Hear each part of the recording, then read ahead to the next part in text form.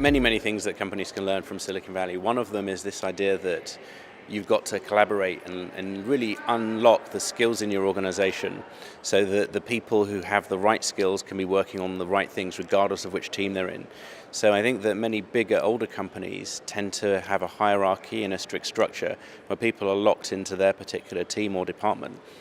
And I think the most important thing that we see in Silicon Valley is that organizations have a way of making it much more fluid, so that you might be a junior person that's only been in the company 2 years, but you just might have that idea that can unlock the product that's going to completely transform the company.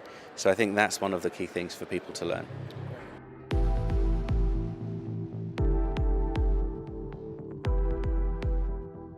There are a couple of things that you get from channel-based communications that you don't get from email.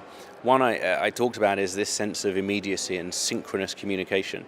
So I do love the idea that if I go onto Slack now, I'm going to see what's happening in my team.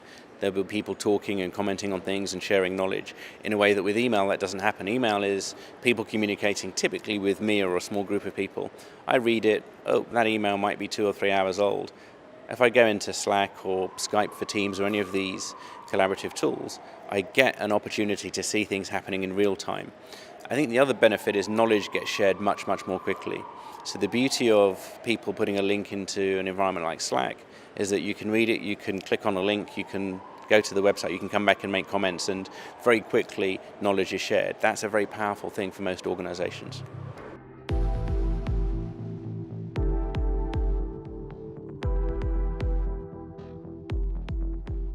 I think the political system in most countries now doesn't reflect the pace of change in society.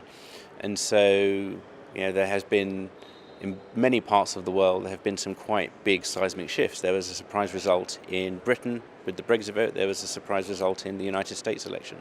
And I think that politics is very slow moving and very much geared around the institutions that drive it.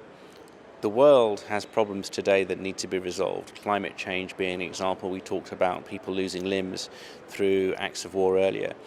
And the power lies with us as individuals, to take a stand and to do things that will allow us to resolve those problems. And I do believe that it is for us to solve the problems, not politicians. It really is going to come from the people.